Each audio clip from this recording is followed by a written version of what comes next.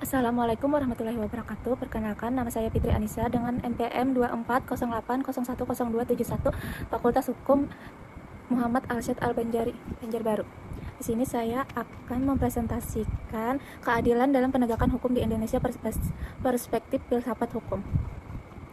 Di sini ada bagian abstrak, yaitu penegakan hukum merupakan salah satu unsur penting dalam mewujudkan negara hukum untuk menjunjung tinggi keadilan, kepastian hukum, dan kemanfaatan. Namun dalam prakteknya, penegakan hukum di Indonesia masih menghadapi berbagai persoalan seperti ketidaksetaraan pelaku di hadapan hukum, penyalahgunaan wewenang, rendahnya integrasi aparat penegak hukum, serta lemahnya kepercayaan masyarakat terhadap sistem peradilan.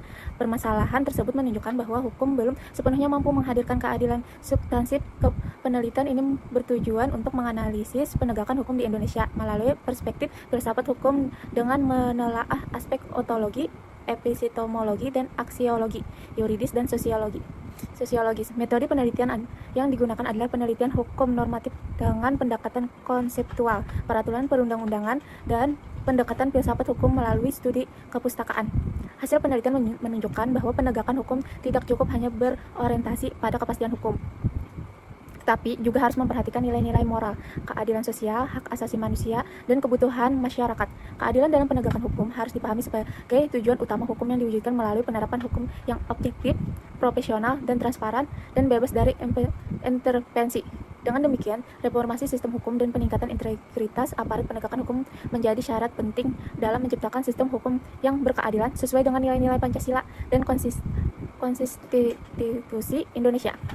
Kata kuncinya adalah penegakan hukum, filsafat hukum, kepastian hukum, Pancasila. Di pendahuluan ada latar belakang, yaitu Indonesia merupakan negara hukum sebagaimana ditegaskan dalam pasal 1 ayat 3 Undang-Undang Dasar Negara Republik Indonesia tahun 1945 sebagai negara hukum. Setiap penyelenggaraan pemerintahan dalam kehidupan bermasyarakat harus berlandaskan hukum yang berlaku. Hukum memiliki fungsi penting dalam menciptakan ketertiban, menjaga keamanan, melindungi hak-hak warga negara, serta mewujudkan keadilan bagi seluruh masyarakat. Selain itu, nilai-nilai Pancasila sebagai dasar negara harus menjadi landasan utama dalam proses pembentukan maupun penegakan hukum di Indonesia. Nilai-nilai ketuhanan, kemanusiaan, persatuan, kerakyatan, dan keadilan sosial merupakan prinsip yang harus diwujudkan dalam setiap kebijaksanaan hukum sehingga hukum benar-benar menjadi sarana menciptakan kesejahteraan masyarakat. Dalam konteks tersebut, filsafat hukum memberikan landasan teoritis mengenai hakikat hukum, sumber pengetahuan hukum, serta tujuan hukum. Melalui kajian ontologis, epistemologis, dan aksiologis dapat dipahami bahwa hukum harus mengedepankan keseimbangan antara kepastian hukum, kemanfaatan, dan keadilan. Oleh karena itu, penelitian ini penting dilakukan untuk mengkaji bagaimana keadilan dalam penegakan hukum di Indonesia ditinjau dari perspektif filsafat hukum. Dalam rumusan masalah 1, bagaimana konstruksi filosofis penegakan hukum di Indonesia ditinjau dari aspek ontologis, epistemologis, dan aksiologis. Nomor 2, bagaimana analisis yuridis terhadap penegakan hukum di Indonesia. Dan nomor 3, bagaimana kondisi penegakan hukum ditinjau dari perspektif sosiologis. Ada yang keempat, bagaimana teori keadilan diterapkan dalam penegakan hukum di Indonesia. 5, apa saja tentang yang dihadapi dalam penegakan hukum di Indonesia, serta bagaimana solusi menurut perspektif filsafat hukum. Tujuan penelitian 1, menganalisis konstruksi filosofis penegakan hukum di Indonesia berdasarkan aspek ontologis, epistemologis, dan aksiologis. 2, menjelaskan dasar yuridis penegakan hukum di Indonesia. 3, menganalisis kondisi penegakan hukum berdasarkan perspektif sosiologis. 4, mengkaji penerapan teori keadilan dalam sistem penegakan hukum di Indonesia. 5, merumuskan solusi terhadap berbagai permasalahan penegakan hukum berdasarkan perspektif filsafat hukum. Tujuannya, konsep filsafat hukum merupakan cabang filsafat yang mengkaji hakikat, tujuan, dan dasar keberlakuan serta nilai-nilai yang terkandung di dalam hukum. Filsafat hukum tidak hanya mempelajari hukum sebagai kumpulan norma yang mengikat, tetapi juga mempertanyakan mengapa hukum harus ditaati, bagaimana hukum seharusnya dibentuk, dan untuk tujuan apa hukum berlaku dalam kehidupan masyarakat. Filsafat hukum juga menempatkan moral sebagai unsur penting dalam pembentukan maupun penegakan hukum. Suatu aturan hukum yang bertentangan dengan nilai kemanusiaan akan sulit diterima oleh masyarakat meskipun memiliki kekuatan mengikat secara formal. D. Konsep keadilan. Keadilan merupakan tujuan utama dari sistem hukum. Dalam kehidupan bernegara, keadilan menjadi dasar bagi terciptanya ketertiban, pelindungan hak asasi manusia, serta persamaan kedudukan warga negara di hadapan hukum.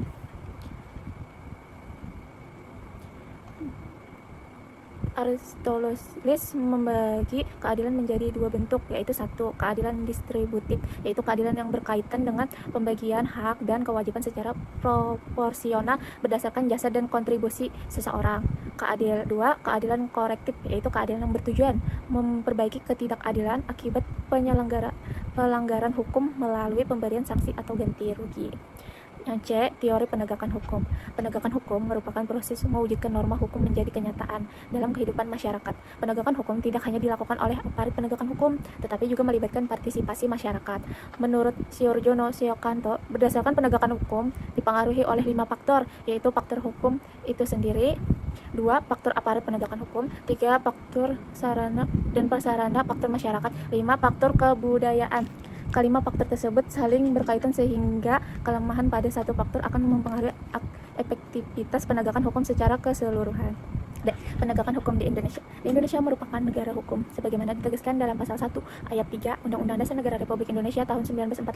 Konsep negara hukum mengandung makna bahwa seluruh tindakan pemerintah maupun warga negara harus didasarkan pada hukum yang berlaku. Prinsip negara hukum meliputi supremasi hukum, persamaan di hadapan hukum, equality before the law, perlindungan hak manusia, peradilan yang bebas dan tidak memihak, kepastian hukum, akuntabilitas penyelenggaraan negara. Prinsip-prinsip tersebut menjadi fondasi dalam mewujudkan sistem hukum yang demokratis dan berkeadilan. Metode penelitiannya: A. Jenis penelitian. Penelitian ini menggunakan penelitian hukum normatif dengan pendekatan filsafat hukum. Penelitian normatif dilakukan melalui kajian terhadap peraturan perundang-undangan, teori hukum, asas hukum, putusan pengadilan, serta literatur ilmiah yang berkaitan dengan keadilan dan penegakan hukum di Indonesia. B. Pendekatan penelitian. Penelitian ini menggunakan beberapa pendekatan, yaitu 1. Pendekatan perundang-undangan atau status approach. Pendekatan ini dilakukan dengan menganalisis berbagai ketentuan hukum yang mengatur penegakan hukum di Indonesia, terutama di negara Republik Indonesia tahun 1945 dan peraturan perundang-undangan lainnya. Pendekatan konspektual approach. Pendekatan ini digunakan untuk mengkaji konsep-konsep mengenai keadilan hukum, kepastian hukum, kemanfaatan, serta teori-teori filsafat hukum yang berkembang. 3. Pendekatan filosofis atau philosophic approach. Pendekatan filosofis digunakan untuk menganalisis hakikat hukum berdasarkan aspek ontologi, epistemologi, dan aksiologi sehingga diperoleh pemahaman yang lebih mendalam mengenai tujuan penegakan hukum. C. Sumber bahan hukum. Penelitian ini menggunakan 3 jenis bahan hukum, yaitu 1. Bahan hukum primer, yaitu Undang-Undang Dasar Negara Republik Indonesia tahun 1945, undang-undang yang berkaitan dengan sistem peradilan dan penegakan hukum. 2. Bahan hukum sekunder, yaitu 1. Buku filsafat hukum, 2. Buku teori hukum, 3. Jurnal ilmiah nasional, 3. Artikel akademi, dan 5.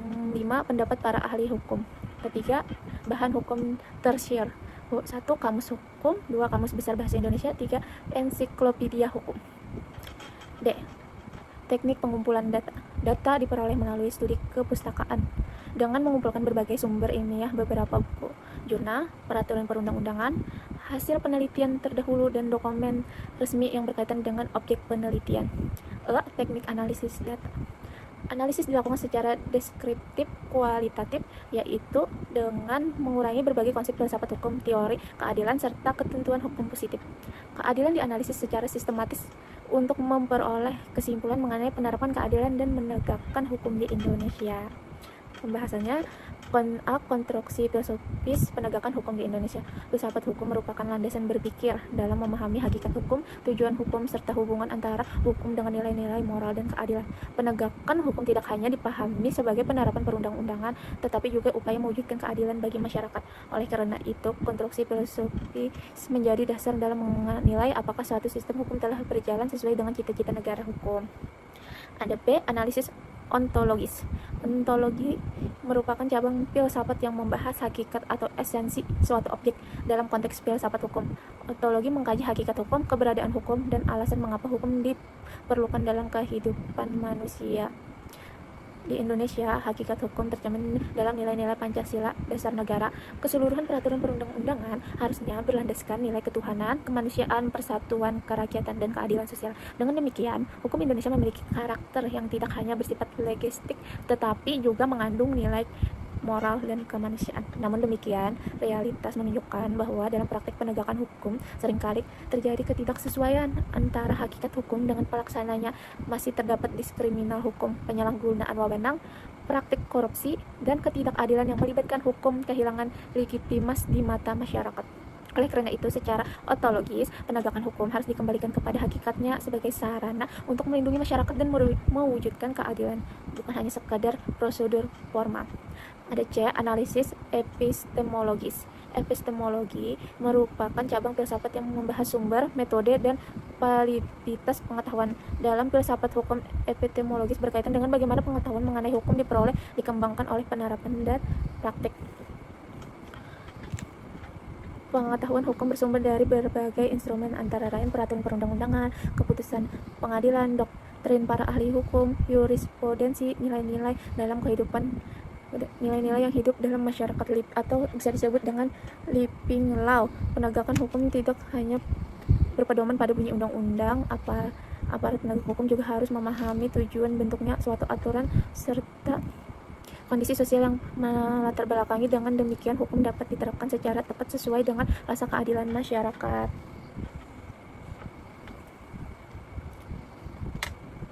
Dengan demikian, secara epistemologis, penegakan hukum harus didasarkan pada pemahaman hukum yang komprehensif, multidisipliner, serta berorientasi pada pencarian keadilan substansif.